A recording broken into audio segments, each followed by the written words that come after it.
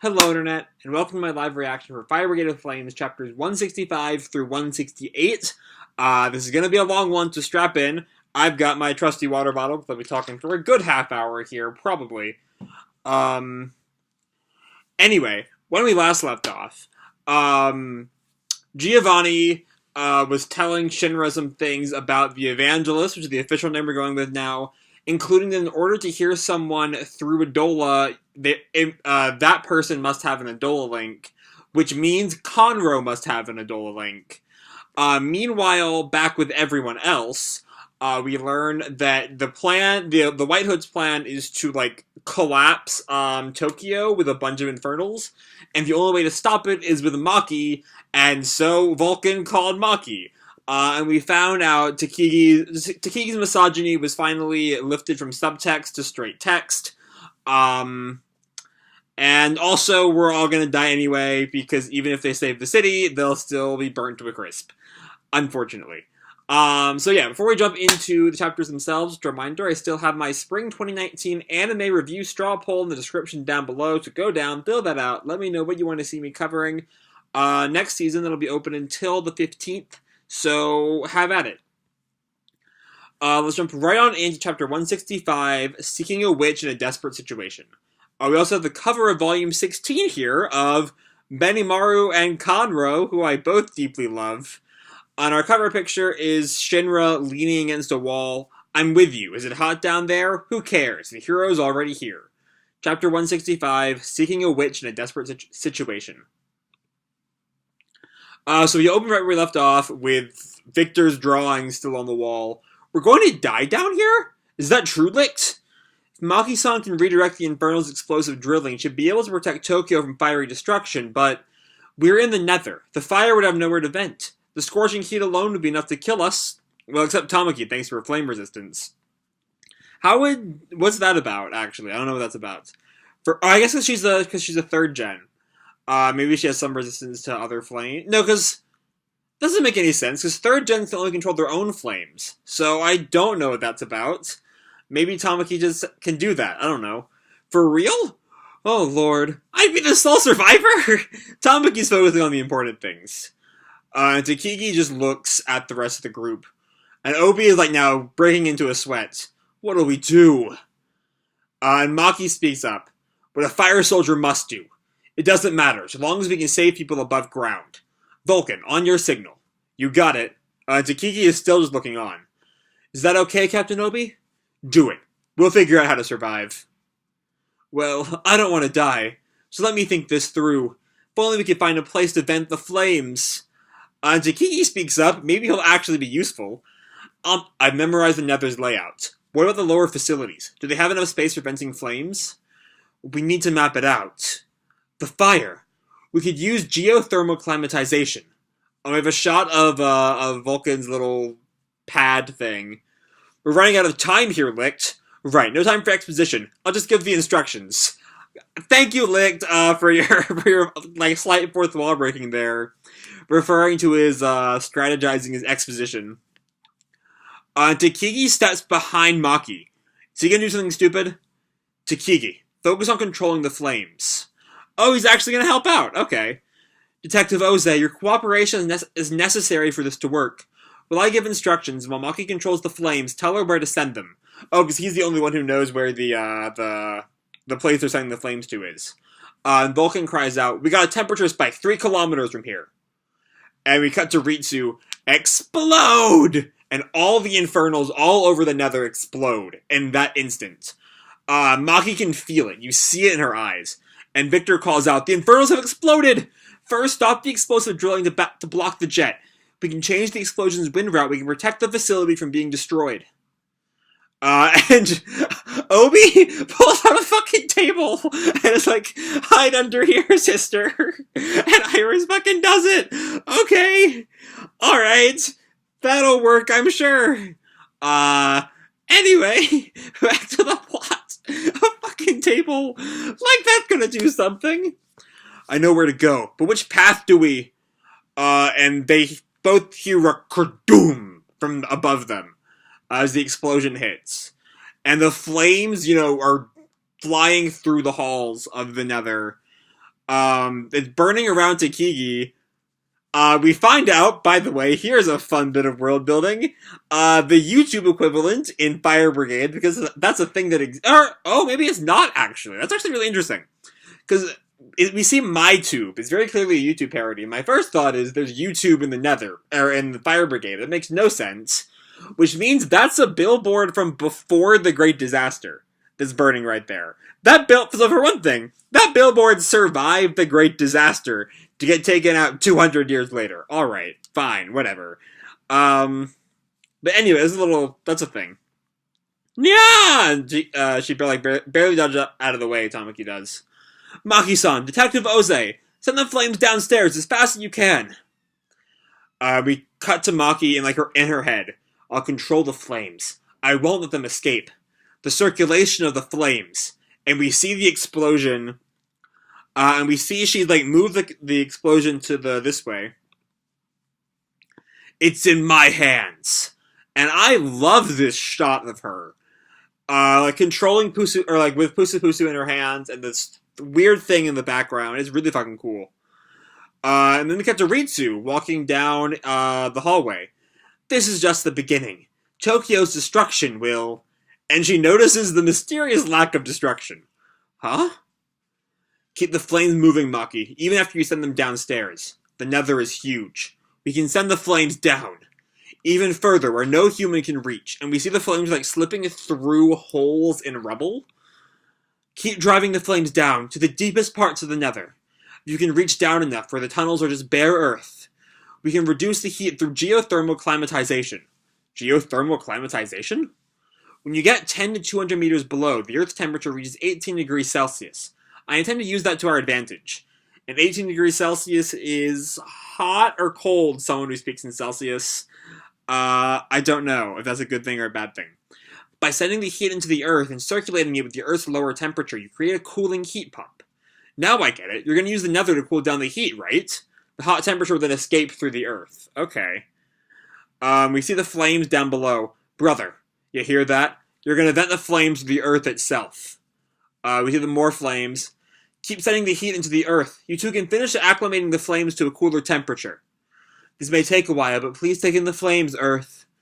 Victor seems to be talking to the Earth directly, for a second I was going to refer to it as praying, but it's not really praying, so it's not quite anti-Holy Saw Temple kind of thing. Anyway. Obi still trying to protect Iris with the table. I love the table, by the way. It seems to be working. And Hinoa looks on, thinking about something. Without Maki, Tokyo and us would be charcoal. Maki is the epitome of a firefighter. And that's what the 8th needs. You chose well, Hinoa. And Obi looks back at Hinoa, and Hinoa is still looking on. And Takigi lets go of Maki. Are we done? Brother, my work is here at the 8th. And Takigi just, looks at her. So, yeah, I guess, is that kind of going to be the culmination of that whole plotline? I don't know, it seems kind of... I get in the moment, Takigi would be like, alright, Maki is here, we have no choice other than to utilize her, even if he's personally not okay with using her there. But it's kind of a sudden resolution if he's just, all of a sudden fine with her at the 8th. Even if he has seen her in action, I guess, but Anyway. We hear a rumbling in the Nether, and we're back with the Giovanni fight. What was that noise? And Giovanni is, a little miffed. They failed? Failed. Your plans went up in smoke thanks to the 8th teamwork. Come on, Arthur, let's show off our teamwork, too. And he looks over, and Arthur's fucking gone. And he's right behind Giovanni. Abnegation. What? Do my pheromones not sense anything? Teamwork. Nirvana. And he fucking slices Giovanni in half. Nirvana. You can't read my thoughts anymore. My sword has reached enlightenment. All you did was empty your head. That's not very chivalrous. Very clever. Very clever or just crazy stupid. The 8th managed to escape the inferno and slice down Dr. Giovanni. Alright, there's no way Giovanni's dead right here. That's such a lame ending for such a weird villain. They're good work with the Nether stuff, the explosion. That's pretty much over and done with. And yeah, that moves us to 166. Give me a hot sec.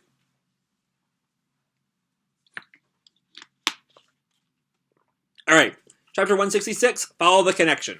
You have a picture of what I'm assuming is meant to be Giovanni, except he doesn't have his robes on, or his cloak or whatever, but he still has the Plague Doctor mask, which means, is the Plague Doctor mask just his head? I have to ask, is it just his head?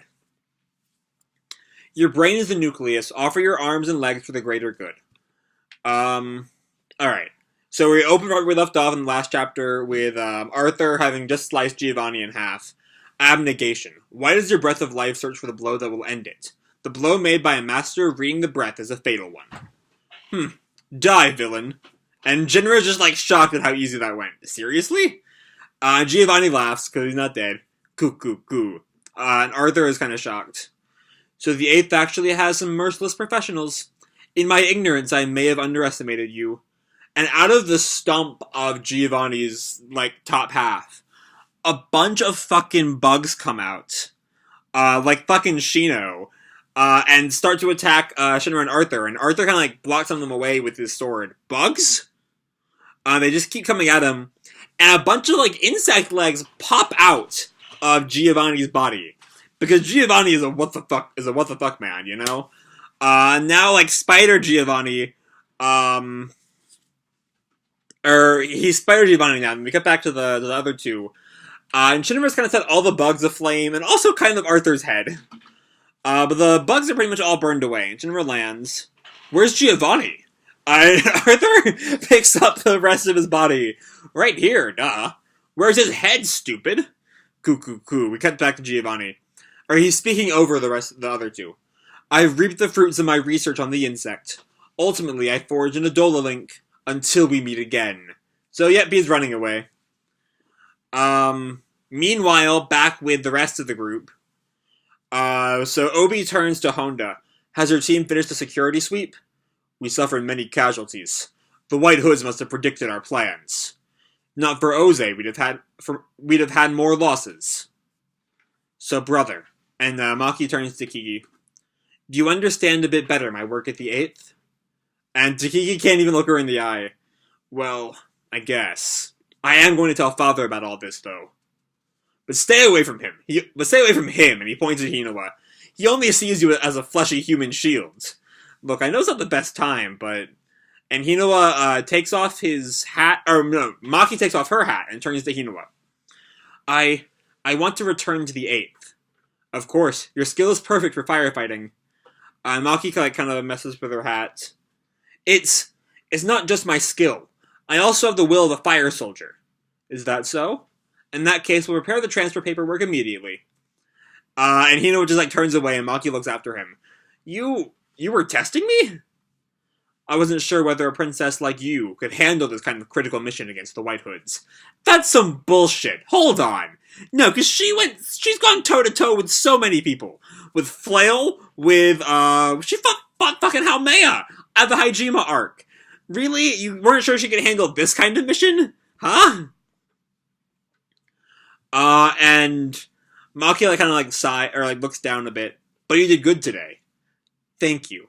And Takiki snaps, hey, watch how you talk about the Oze family. And Maki's doesn't really react to that at all. Anyway, back with Vulcan. Heat signatures have evaporated. Looks like no more problems. And Honda pops up. Search for the remains of the members who died in service. I'll return here after taking the wounded back home to the surface. And he looks up. The surface. And we see a light on what looks like a pillar beam. Oh no, it's the sunshine.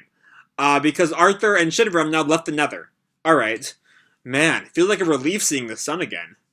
I'm worried about what Dr. Giovanni said. An Adolla link is forged only between someone with the burst and someone connected to Adolla. How did I hear Lieutenant Konro? If I could uncover the Adolla link's mysteries, maybe we can travel to Adolla. Is that our next goal? Meanwhile, back with Juggernaut, the stretcher is too short. Get a bigger one. Juggernaut managed to survive somehow. Wounds and burns cover his entire body. He lost his right arm and his left leg. You could say to survive all of that is his power. We see Juggernaut completely, like, decimated, but still smiling. And Tamaki smiles down at him. Well done, Juggernaut. You took it all on. Kotatsu, I need to thank you. And Honda pops up. Thanks to you, Juggernaut was saved. Thank you. The one who was saved was me. Not for platoon leader Hachiki and Noto. I would not be here. And, Honda kind of, like, pats her head. On this battlefield, the second took a heavy toll. Without you, the outcome could have been much worse. Neither the army nor the fire soldiers should act defeated. Tokyo must act united. It's good we didn't lose young members like you. Meanwhile, at the Oze mansion, Maki's mom, whose name is Madoka, I think, walked into the room where Donro is his name, I think, is, like, staring at the wall, thinking about Maki. Today she transferred back to the Special Fire Force. Still worried about her, huh? As a parent, I'm always going to worry, but I believe in her, and I want her to follow her heart. After all, she inherited her power from her mother. That's kind of... That top bit is not exactly what you were saying the past arc, Donro. When you were all, you know, she has to be out of there, be safe, yada yada. Whatever. You exaggerate. Hadn't you agreed to end your military service to take care of this home? I can barely take care of this home, but Maki is different. We see her as our adorable daughter, but she also has a strong will and a lot of strength. And those she inherited from her father. Let's just watch over our daughter. Slowly escaping notice, these young eyes begin to harbor the flames of justice. Maki Oze returns the 8th. To be continued in 167, A Heroic Man, which we can get to right now after taking a quick sip of water because I'm also still pretty dry.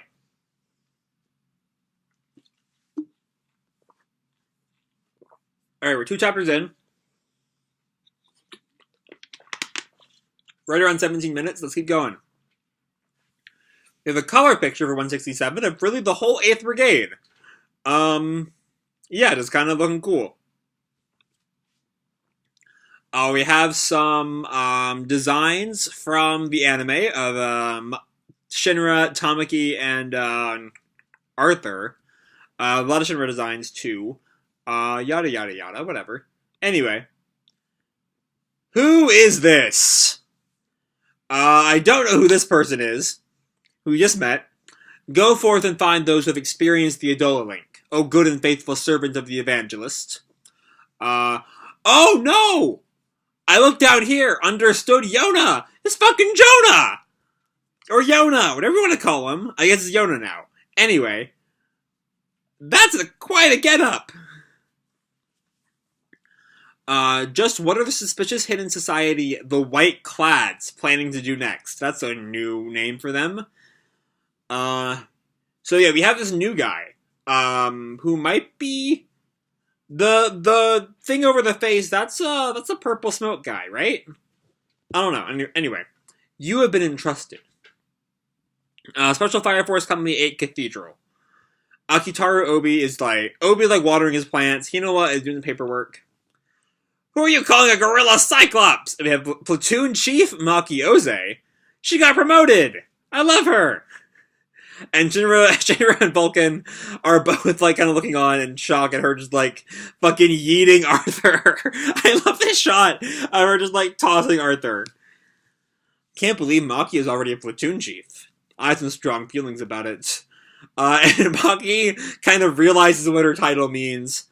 But we don't have a platoon? Meaning, nothing's actually changed. And all three of them start laughing.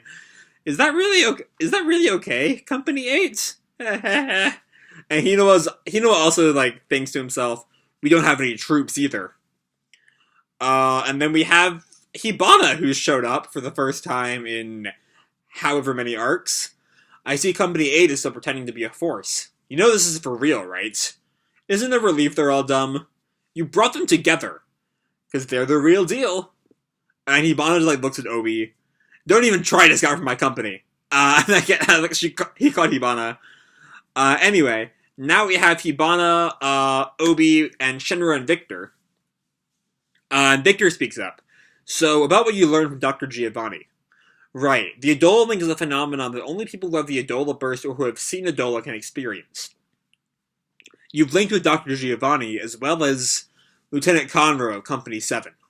And Obi looks concerned at this. There's something weird about Konro. He might be connected to the Evangelist. That's Hibana who speaks up there, and Shinra stops her. There's no way. Lieutenant Konro would never. And Obi stops their fight before it can even start. Nothing will be solved if we just talk about it here. If we can find out why I linked with him, then we might be able to find a way into Adolla. Let's go see Lieutenant Konro. Asakusa! I love Asakusa so much. Anyway, welcome, buy one get one free. Shinra and Hibana, who are the only two in Asakusa right now. Shinra's looking around. Asakusa's always so lively. Are you sure it's okay to come here without an appointment? People of Company 7 hate official stuff like that, actually. Special Fire Guard House 7. So we're at the 7th Brigade base. Oh, you're from Company 8, right? That's right. As some random 7th henchman. That's right. Shinra Kusakabe. Who's this with you? Your girlfriend? You're quite the smooth operator. No! She's the captain of Company 5! His girlfriend. Fucking Hibana, what the fuck? Captain? With a made-up face like that? I'm his girlfriend. She gets real, fidgety. Why would Company 5's captain be in Asakusa? Lieutenant Konro isn't at the guardhouse right now. He went off to a small shack on the Sumida River, somewhere outside town. Thank you. So they head towards there.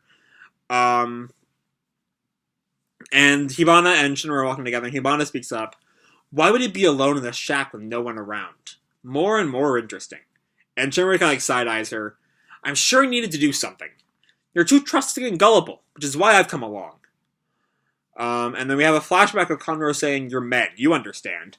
My life isn't worth much. If it will build Waka up, I'll lay it down as many times as I have to. And Shinra, thinking on that, speaks up. Konro was the one man that doesn't apply to. We see Konro at this shack. Behind him is a White Hood. Oh shit. No, Konro. Konro, don't. Please. Finally, you're alone. So you're the one who's been sneaking around the past few days. Oh, you can't even whilst knowing that. You've got guts. Despite being a wounded samurai, you can't fight. Oh, thank God! Thank God Konro is not, working with these people. And Konro, turns, all creepy, how about you fight me already? And so this guy, this White Hood, has these, swords. He has three real swords, and a bunch of, fire swords. Meanwhile, back with Shinra and Hibana, people who believe in proto-national ideology don't listen to the Empire. Who knows what they'll do? And Shinra notices the stuff going down at the shack. Wait! And they see Konro and the White Hood squaring off. Hibana does not assume it's that. A White Hood, just as we thought! No, wait. He's being attacked. We have to help him. And Hibana, holds him back. Hold it. This is our chance to get intel. Stop! Lieutenant Konro's tephrosis! I guess this is what they're calling the Grey Ash disease now? Yeah, he's, coughing up, because he's, not in a healthy state. Company 7 Lieutenant, I'm taking you out. And Konro kind of looks down, and I don't even know what he did, but he's pretty much taken out the White Hood. And he sheathes his blade as the White Hood falls behind him. Lieutenant Konro! Shinra? And Hibana speaks up next. You really took out a skilled assassin in one hit with no powers. Why are you both here? I'm a little busy. Can you wait until I clean this up? Meanwhile, then we cut to later, Konro was pouring tea for them. You're saying you have this Adolla link with me? Yep. You ever seen or know anything about a world that looks like hell? And Konro kind of looks at him. Hibana takes notice of his, hesitation. And we see... Oh, it's when he saw the demon way back. We saw the flashback in the Asakusa arc. Yeah. Are you me? Yeah, I have. 2 years ago. Konro will talk about the Great Asakusa Fire. Is the key to reaching Adolla in the battle of life or death with a demon? To be continued in chapter 168, Facing Mirrors. Alright, one chapter left. Let's keep going. We're almost there.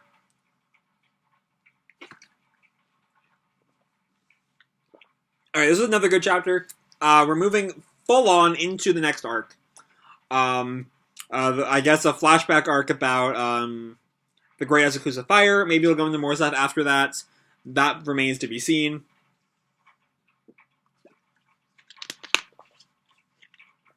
But yeah, let's keep going.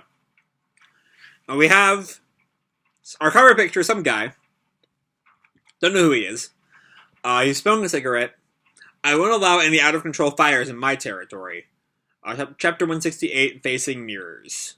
Alright, so we pick up right where we left off. I told you before, didn't I? About the Great Fire in Asakusa 2 years ago? When a demon appeared in Asakusa. That's right, the same day I got Tefrosis. We flash back to all of the stuff that we saw back then, real fast. A demon. We're cut to Konro and the demon facing each other down. Just what are you? You're not the normal kind. And the demon just chants, fool, fool, fool, fool, fool, fool, fool, fool, fool.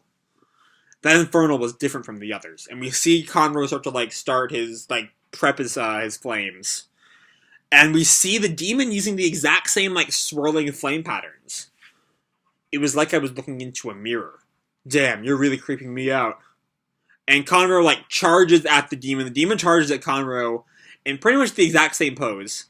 They both clash with the same fist. You can really tell, in a lot of ways, their posture is identical, especially with their arms and, upper bodies. What's really interesting, though, is the demon is notably bigger in this bottom panel on page 6. Because we see the demon, both one of his feet is on the ground. Whereas Konro's cannot reach the ground with him as high as he is. It was a really cool detail. But they're eye level, like a mirror. And Hibana thinks for a second, a doppelganger. Are you trying to become me? And we see the demon just grin. That's fine, as long as you protect Asakusa in my stead. And he clashes with his other fist. But I know you won't. And he gets all these flames behind him. And we see the moment Konro gets his scar, the demon's horn scratches across his face. So that's what's going on there. Akatsuki! And we see the huge flame Konro surrounds the demon with. It explodes. We're still in Asakusa at the moment. We're not in Adolla. Drop dead! And the demon fades away. Burns away in the flames of Akatsuki. That's when I felt it. The underworld. And we see Konro in Adolla with still the ruins, or with the bones of Adolla, but with the ruined Asakusa behind him. It's a really interesting thing. If that's the world you speak of, then it's most likely an Adolla link. And Hibana speaks up next.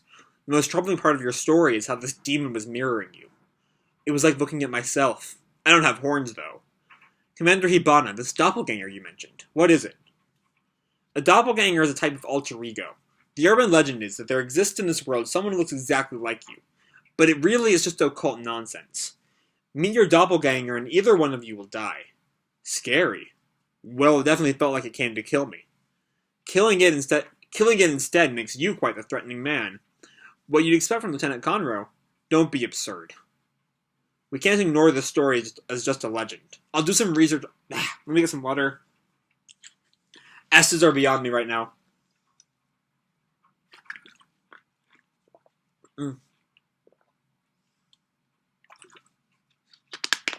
Sorry. I'll do some research on the doppelgangers. The stylish lady's also smart, huh? I'm more concerned with just what the White Hoods really are. No idea. We can't get information on any of them. These past few days they've been coming after me. But why me? Maybe there might be some connection with having seen Adolla? People who have seen Adolla tend to be scarred from it. And we see Joker and Burns and Arg with the claw marks. Then the others are probably being targeted too. But why are they after people who have seen Adolla? Maybe those people are seen as an inconvenience. What? And we cut to Benimaru! We've not seen him in 30 chapters. I love him. What? Konro's being targeted? They've been around, but wouldn't show themselves until I was alone. I took care of them. It was amazing. Took them out in one hit without any abilities. And Benimaru lunges at Shinra and he barely dodges. Whoa! And Hibana snaps. What the hell do you think you're doing, idiot? You actually avoided it. You were the one who taught me the breath of life. I meant you're able to fight well now. But the White Hoods are getting stronger. There's one who can predict our movements. Even Rapid or Corna don't work on some of them. And Benimaru just kind of like stares down like this. How would you fight that kind of enemy, Commander Shinmon? I think you should be able to, even now. Huh? If you use fired super strength. Super strength? A human brain is only capable... I need more water, damn it! I really should have stopped after 3 chapters. That was my plan, but I kept going.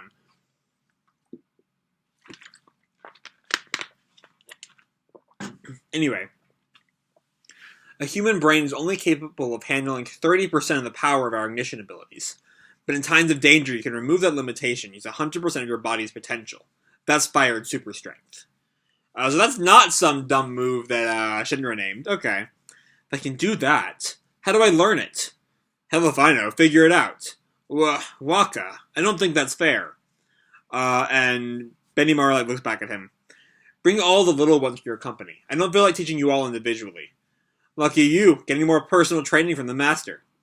Thank you, you will definitely get stronger. So everyone's going to be training with Benimaru. Okay.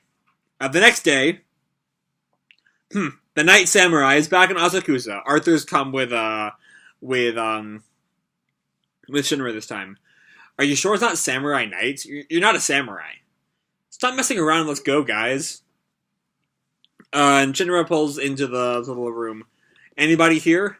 You're here, really. Is that the Empire's custom?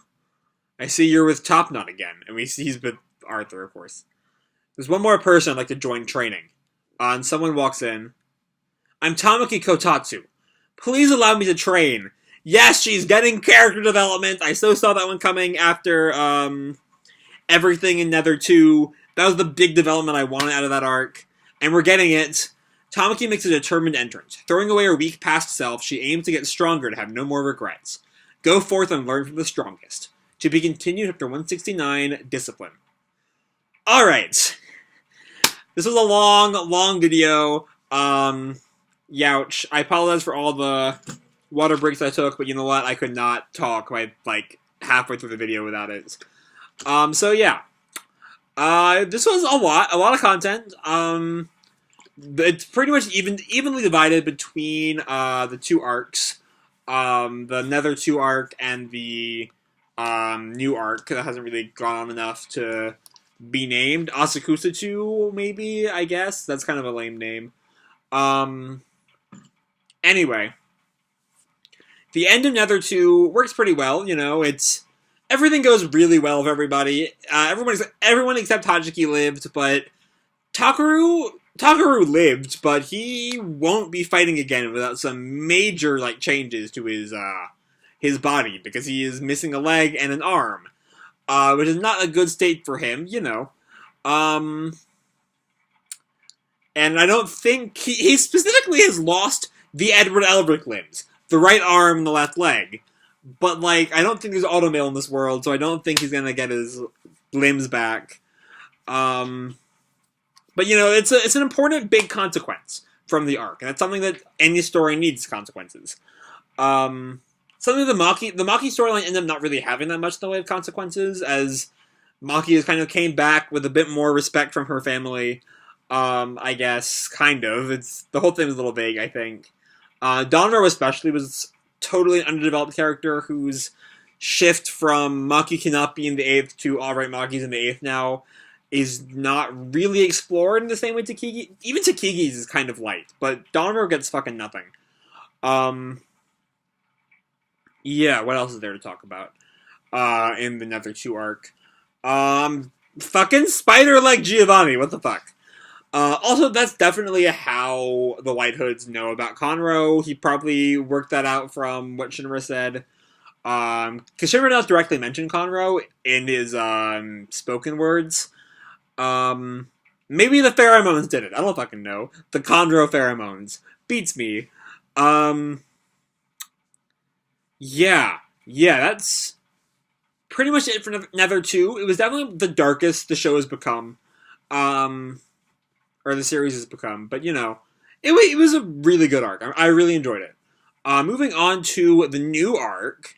So we get more details on that demon fight that we learned about way back when. We see Konro in his full badassery for like a hot sec, but that's not a big part of it. And then we're getting into a new training arc as the kids, the Shinra, Arthur, and Tamaki, are learning to activate their 100% strength that they don't normally use. Importantly, this is a big character thing for Tamaki, who is, after watching Hachiki die and watching Takaru lose his limbs protecting her, she's got a giant fucking chip on her shoulder at this point. So I'm really looking forward to seeing how she works through all her issues.